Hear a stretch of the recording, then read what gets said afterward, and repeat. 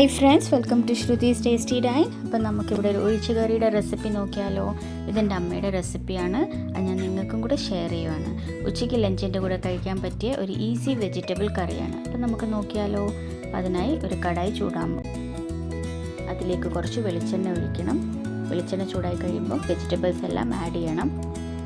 ഞാനിവിടെ എടുത്തേക്കുന്ന വെജിറ്റബിൾസ് പച്ചക്കായ, 2-3 പച്ചമുളക്, വെണ്ടയ്ക്ക, അതെല്ലാം എണ്ണയ്ക്കകത്ത് നല്ല രീതിയിൽ സോട്ട് ചെയ്യണം.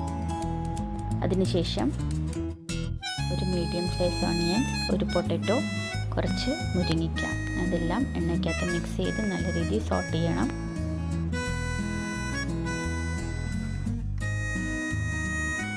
പച്ചക്കറിയെല്ലാം വേവണം. ഇനി നമുക്കതിനെ കുറച്ച് നേരം അടച്ചു വെച്ച് വേവിക്കാം.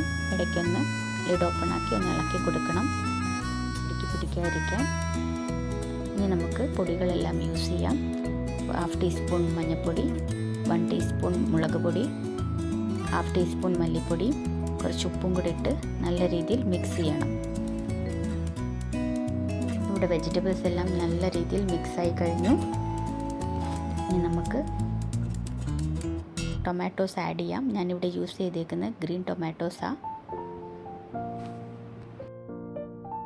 ഇതെല്ലാം നല്ല രീതിയിൽ മിക്സ് ചെയ്ത് കുറച്ച് നേരം നമുക്ക് അടച്ചു വെക്കാം.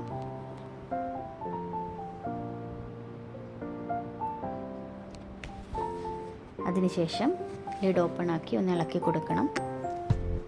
ഇനി നമുക്കിതിലേക്ക് കുറച്ച് വെള്ളം ഒഴിക്കണം. ചൂടുവെള്ളം ഒഴിച്ചാൽ മതി. വെജിറ്റബിൾസ് എല്ലാം മുങ്ങിക്കിടക്കുന്ന രീതിയിൽ അത്രയും വെള്ളം ഒഴിച്ചാൽ മതി. ഇതുപോലെ എന്നിട്ട് നല്ല രീതിയിൽ മിക്സ് ചെയ്യണം.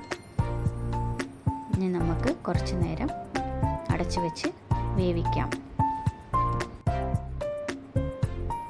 ഇപ്പം ഈ സമയത്ത് ഞാനിവിടെ മുരിങ്ങയ്ക്ക ആഡ് ചെയ്യുന്നുണ്ട്. ഇത് ഓപ്ഷനല്ല, നമുക്കിപ്പോൾ വേണമെങ്കിൽ ആഡ് ചെയ്യാം. ആദ്യം എണ്ണയ്ക്കകത്ത് സോട്ട് ചെയ്ത സമയത്ത് ആ സമയത്ത് വേണമെങ്കിലും മുരിങ്ങയ്ക്ക ആഡ് ചെയ്യാം. ഇപ്പോൾ ആഡ് ചെയ്താലും കുഴപ്പമില്ല. ഇനി അത് കുക്കാവട്ടെ. അത് കുക്കാകുമ്പോഴത്തേക്ക് നമുക്ക് അതിനകത്ത് ഒഴിക്കാനുള്ള അരപ്പ് തയ്യാറാക്കാം. അതിനുവേണ്ടി ഞാനിവിടെ ഗ്രേറ്റഡ് കോക്കനട്ട് 1 കപ്പ്, കുറച്ച് മഞ്ഞൾപ്പൊടി, കുറച്ച് വെള്ളവും 2-3 ചെറിയ ഉള്ളിയും കൂടി ഇട്ട് നല്ല രീതിയിൽ അതിനെ പേസ്റ്റ് പരുവത്തിൽ അരച്ചെടുക്കാം. ഇവിടെ വെജിറ്റബിൾസ് എല്ലാം നല്ല രീതിയിൽ കുക്കായി കഴിഞ്ഞു. ഇനി നമുക്ക് അതിലേക്ക് അരപ്പ് ആഡ് ചെയ്ത് കഴിഞ്ഞ് നല്ല രീതിയിൽ മിക്സ് ചെയ്യണം. ഇനി അതിലേക്ക് കുറച്ച് പെരിഞ്ജീരകപ്പൊടി, കുറച്ച് കറി ലീവ്സും കൂടെ ആഡ് ചെയ്യണം. എന്നിട്ട് നല്ല രീതിയിൽ മിക്സ് ചെയ്യണം. നമ്മുടെ കറി റെഡിയായി കഴിഞ്ഞു. ഇനി നമുക്കതിലേക്ക് കടു താളിക്കണം. അപ്പം അതിനായി ഒരു പാനിലേക്ക് കുറച്ച് വെളിച്ചെണ്ണ, കടു, ഉള്ളി, വറ്റൽമുളക്, കുറച്ച് കറിവേപ്പിലയും കൂടി ഇട്ട് നല്ല രീതിയിൽ ഫ്രൈ ചെയ്തെടുക്കണം. ഇവിടെ ഓണിയൻസ് എല്ലാം നല്ല രീതിയിൽ ഫ്രൈ ആയി കഴിഞ്ഞു. ഇനി നമുക്കിത് നമ്മുടെ കറിയിലേക്ക് ആഡ് ചെയ്യാം.